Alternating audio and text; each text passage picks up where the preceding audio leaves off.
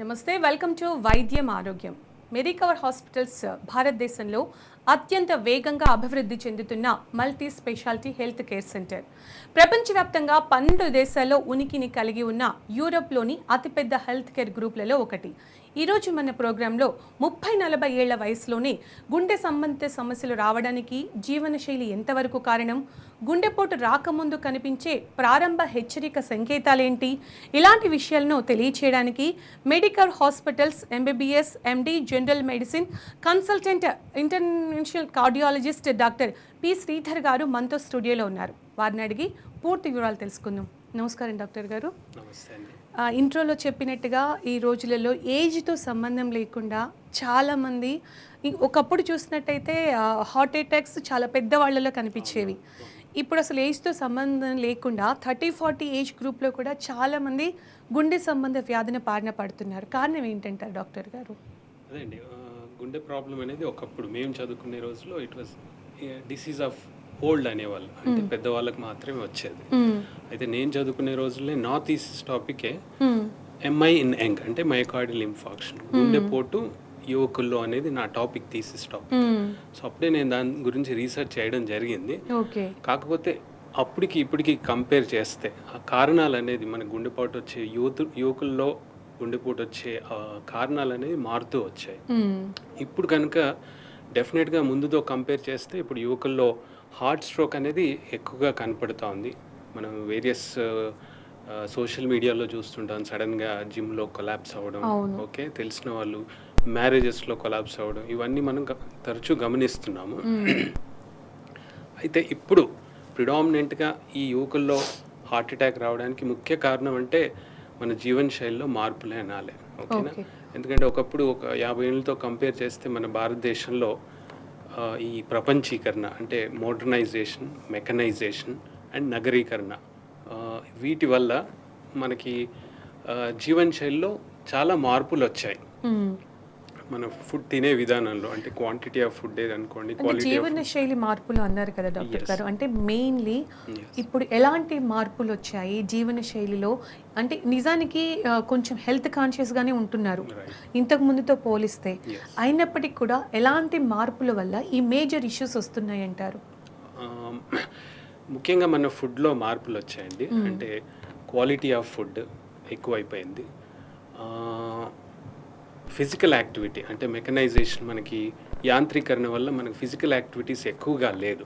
So మామూలుగా ఒకప్పుడు అంటే అంత మన కాళ్ళు నడికిన వర్క్ చేసేవాళ్ళం. సో మనం తిన్నదాన్ని మనం అరిగించుకోవడానికి చాలా వర్క్ చేసేవాళ్ళం. ఇప్పుడు అలాంటిది లేదు. ఫుడ్ క్వాంటిటీ పెరిగిపోయింది, వర్క్ తక్కువడం వల్ల ప్రతిదీ మనకి చిన్న చిన్న ఎక్విప్మెంట్ ఇవన్నీ వచ్చిన తర్వాత మనకి క్యాలరీ ఖర్చు అనేది తగ్గిపోయింది. ఇప్పుడు ఫ్యాన్ వేసుకోవడం కూడా అయిపోయింది, రిమోట్ వచ్చేసింది. అవును, అన్నిటికీ రిమోట్ వచ్చింది. సో దానివల్ల మన క్యాలరీస్ ఖర్చు తగ్గడం వల్ల మనకి ఈ స్థూలకాయం అంటే బాడీలో వెయిట్ పెరగడం, ఉబకాయం, ఒబిసిటీ అంట బేసికలీ. స్థూలకాయం పెరగడం, స్థూలకాయం అన్నిటికీ మూల కారణం. అంటే దీనివల్ల మనకి షుగరు, బీపీ ఇవన్నీ రిస్క్స్ పెరుగుతాయి. మనకి హార్ట్ అటాక్కి ముఖ్యంగా మేజర్ కారణాలు అంటే స్థూలకాయం, BP, sugar, smoking and sometimes family history. కొందరికి ఈ యువకుల్లో కూడా తక్కువ ఏజ్లో హార్ట్ అటాక్ వచ్చింది అంటే వాళ్ళకి కనుక ఫ్యామిలీ హిస్టరీని మనం కొంచెం తోడితే వాళ్ళకి ఎవరికో ఒకరికి, అమ్మ సైడ్ కానీ నాన్న సైడ్ కానీ 40 ఏళ్ళలో 50 ఏళ్ళలో హార్ట్ అటాక్ వచ్చినట్టుగా, లేదంటే స్టెంట్, బైపాస్ హిస్టరీ ఉండుంటుంది. సో అది కూడా ఒకటి కారణమై ఉండొచ్చు. సో జీవన శైలిలో మార్పులతో పాటు మనం జెనెటిక్ హిస్టరీని, మన ఫ్యామిలీ హిస్టరీని ఒకసారి చూసుకోవడం అనేది చాలా ఇంపార్టెంట్. ఓకే, మరి ఫ్యామిలీ హిస్టరీ ఉన్నవాళ్ళు ముందు నుంచి కూడా ఇప్పుడు మీరు చెప్పారంటే ఒకసారి చూసుకోవడం మంచిదని, అంటే ఎలాంటి జాగ్రత్తలు తీసుకోవాలి? వాళ్ళు ఏమైనా ప్రీవియస్గా టెస్ట్లు చేయించుకోవడం కానీ, లైఫ్ స్టైల్ చేంజెస్ కానీ చేసుకుంటే మంచిదా డాక్టర్ గారు? ట్రూ అండి. సో ఎప్పుడైతే మనకి మన ఫ్యామిలీ మెంబర్స్లో తక్కువ వయసులో ఒకసారి హార్ట్ స్ట్రోక్ ఉందంటే మనం 20 ఏటనే ఒకసారి మన బాడీ ప్రొఫైల్ని, అంటే బేసిక్ ప్రొఫైల్ని, లైక్ కొలెస్ట్రాల్ని చెక్ చేసుకోవడం, షుగర్ని చెక్ చేసుకోవడం స్టార్ట్ చేయాలి. మా గైడ్ లైన్స్లో ఇన్ జనరల్గానే 20 ఏళ్ళు స్టార్ట్ అయిన తర్వాత ఒకసారి full body profile including cholesterol, sugars check చేయమని ఉంటుంది. ఒకవేళ కనుక 20 ఏళ్ళలో మనకి కొలెస్ట్రాల్ లేదు అని అనుకుంటే తర్వాత ప్రతి 5 సంవత్సరాలకు ఒకసారి మనం కొలెస్ట్రాల్ని చెక్ చేసుకొని చూసుకోవచ్చు. ఓకే. సో ఒకవేళ మన ఫ్యామిలీలో కనుక హిస్టరీ స్ట్రాంగ్గా ఉందంటే మనకి 20 ఏళ్లలోనే మనకు హై కొలెస్ట్రాల్ ఉన్నట్టుగా మనకి బ్లడ్ టెస్ట్లో బయటపడుతుంది. ఓకే. అలాంటప్పుడు మనకి కొలెస్ట్రాల్ తగ్గించుకోవడానికి మనకు మెడిసిన్స్, మందులు ఉన్నాయి. అప్పటి నుంచే స్టార్ట్ చేస్తే కనుక మనకు ఆ 40 ఏట 50 ఏట హార్ట్ అటాక్ వచ్చే ప్రమాదం నుంచి కొంతవరకు బయటపడవచ్చు, జాగ్రత్త పడవచ్చు. ఒకవేళ జీన్స్ జెనెటిక్ అంటే ఫ్యామిలీ హిస్టరీ ఉన్నంత మాత్రం 100% మనకు వస్తుందని లేదు. సో ఒక 20 ఇయర్స్ ఆ టైంలో మనం ఒకసారి చెక్ చేసుకున్నాం అనుకోండి. ఒకవేళ లేకపోతే 5 ఇయర్స్కి ఒకసారి మనం చెక్ చేసుకోవచ్చు. కానీ మంచిదే కదా డాక్టర్ మీరు చెప్పినట్టు. కరెక్ట్ అండి.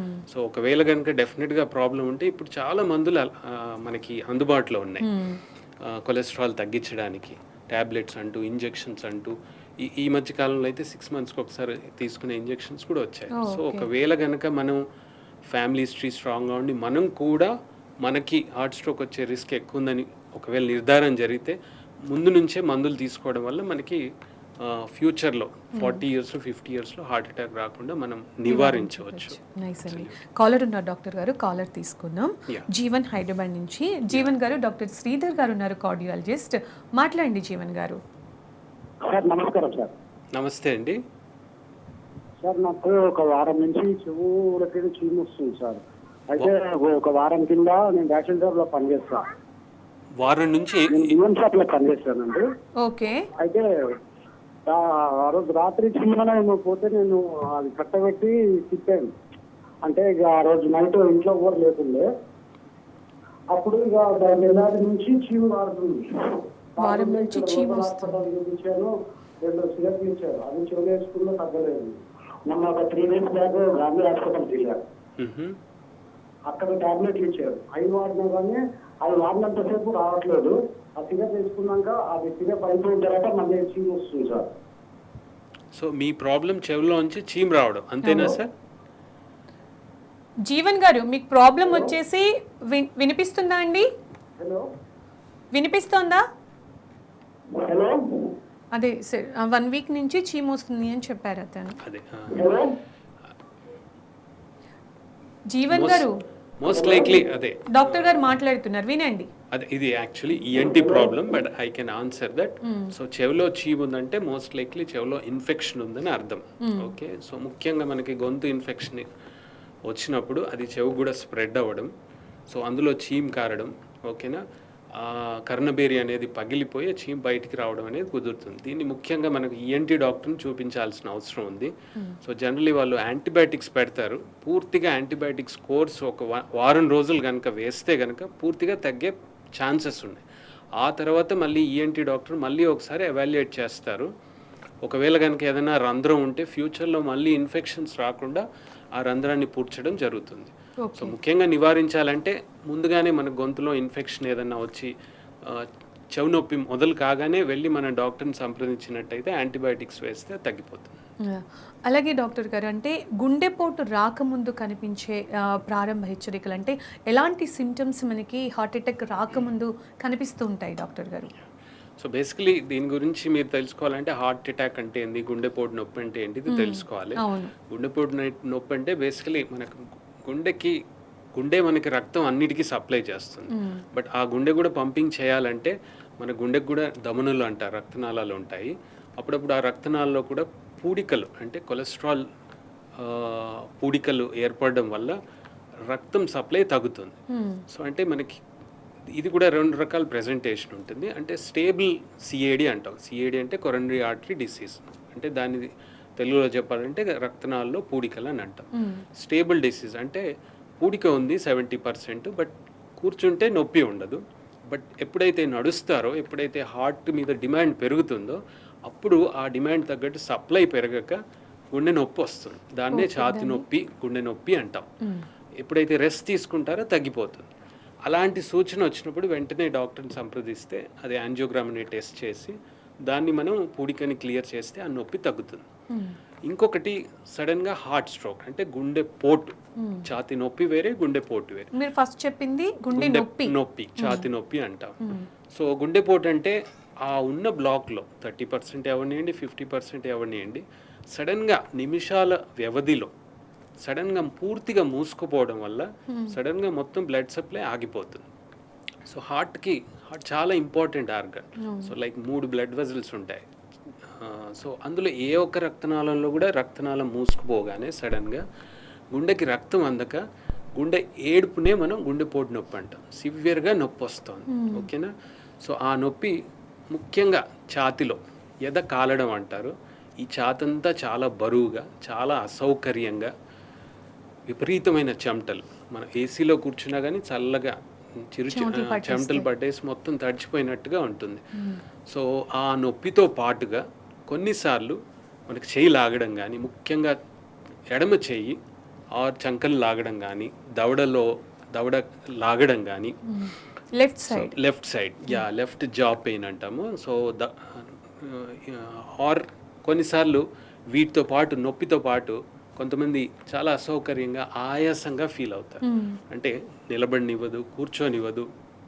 సో చాలా అండ్ చాలాసార్లు మేము అడుగుతాం మా పేషెంట్స్ని, 1 నుంచి 10 స్కేల్లో మీరు ఎంత నొప్పి ఉంది అంటే 9 out of 10 పేషెంట్స్ 9 పెయిన్ అండి, 10 పెయిన్. నేను ఎప్పుడు ఈ నొప్పిని నేను అన్బేరబుల్ ఆర్ ఈ నొప్పిని నేను ఎప్పుడు తట్టుకోలేదు అని అంటారు. ఓకే, కొంతమంది దీన్ని లేబర్ పెయిన్ కంటే ఇంకా ఎక్కువగా పెయిన్ అని చెప్తా ఉంటారు.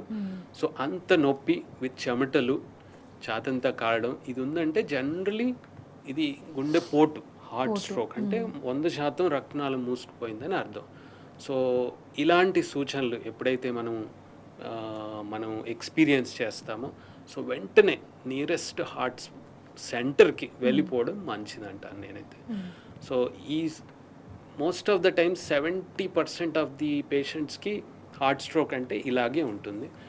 కొంతమందికి 30% వాళ్ళలో, పర్టికులర్లీ ఎల్డర్లీ ఫీమేల్స్లో కొంత వేరియింగ్ ప్రెజెంటేషన్ కూడా ఉండొచ్చు. అంటే ఎలా ఉంటుంది? ముఖ్యంగా మహిళలు అంటే బాగా నీరసం, అంటే రెగ్యులర్ రోజువారీ పని చేయలేకపోవడం, ఈరోజు కొంచెం పని చేయగానే బాగా అలసిపోయినట్టుగా అనిపించడం, కడుపు నొప్పి, ఆయాసం వచ్చినట్టు కడుపు నొప్పి, కొంతమంది అయితే వామిటింగ్స్, ఓకే, విరోచనాలు, ఇలా కూడా ప్రెజెంటేషన్ వచ్చు.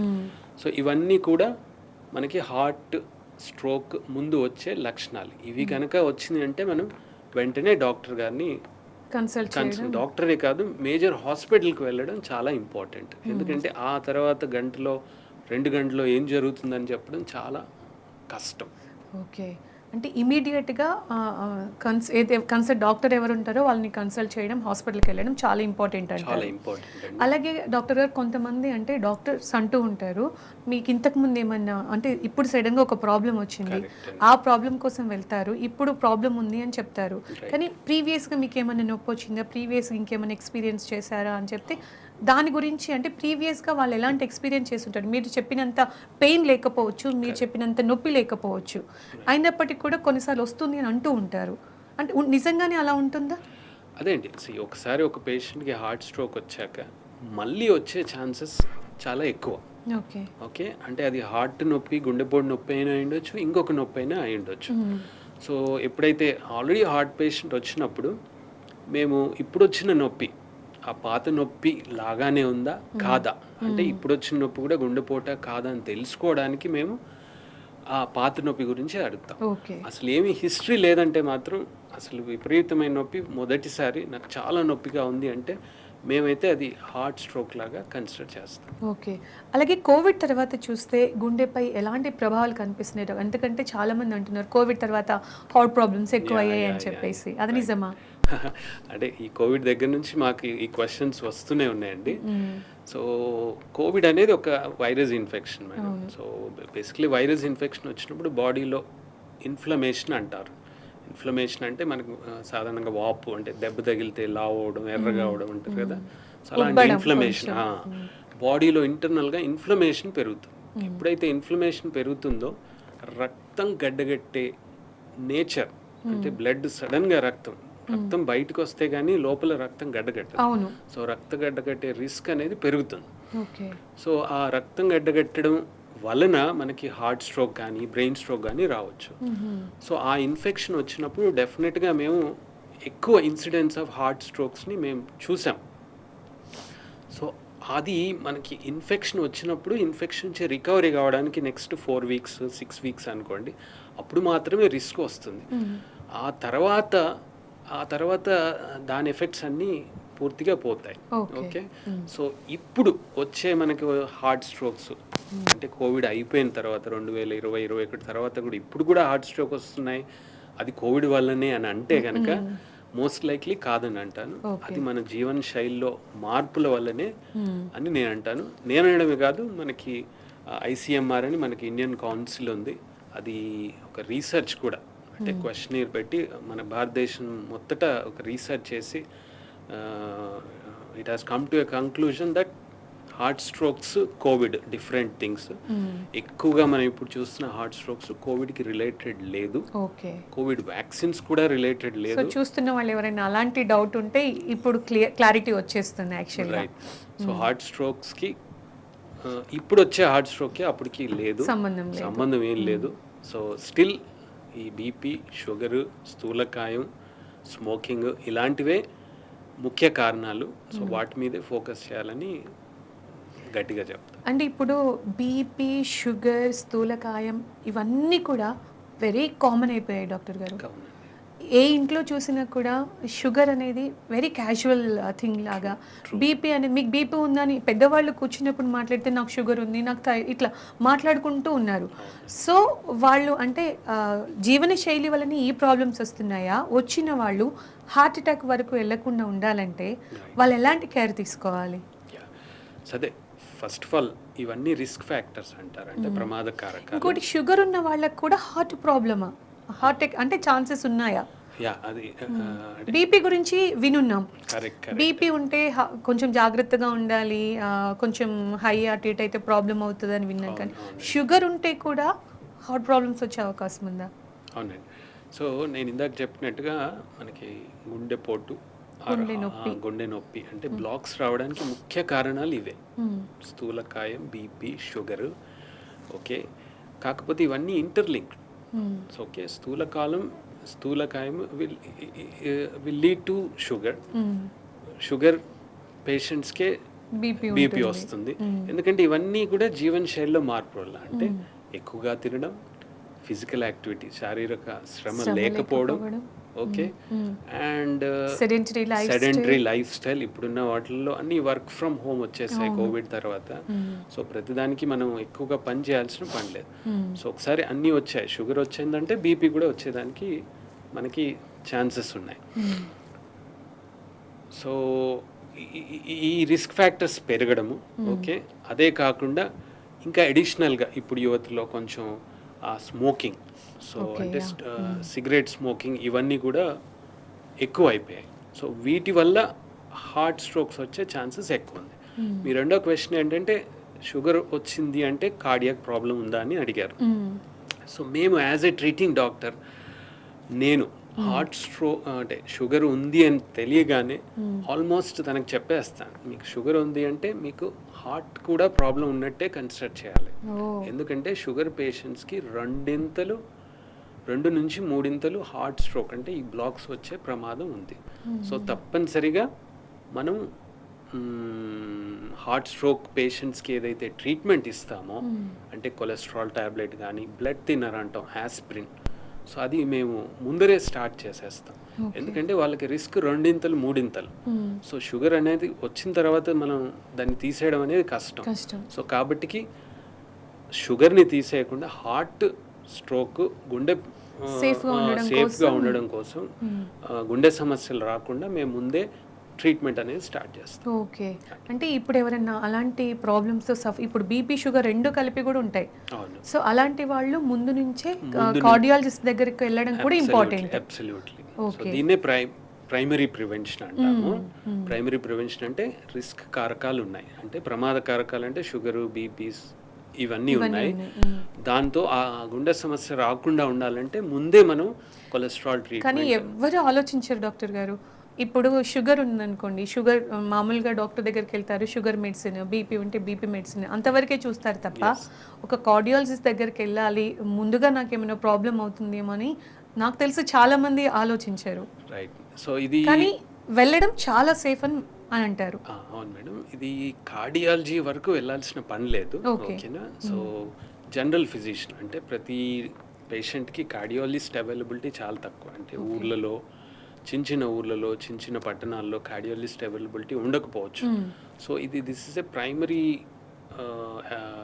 Responsibility of treating physician. అంటే మనకి ప్రతి ఒక్కరికి ఫ్యామిలీ ఫిజిషియన్ ఉంటారు. అవును. సో ఎండి డాక్టర్స్ ఇప్పుడు చాలామంది అవైలబుల్ ఉన్నారు.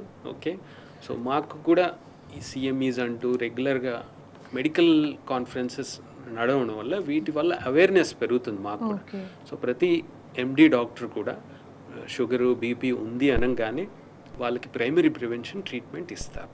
సో దానికి కార్డియాలజిస్ట్ని సంప్రదించాల్సిన అవసరం ఓకే, లేదు. సంప్రదిస్తే మంచిది. ఒకవేళ సంప్రదించకపోయినా పర్వాలేదు, అక్కడ చూసే వాళ్ళు వాళ్ళ జనరల్ ఫిజిషియన్.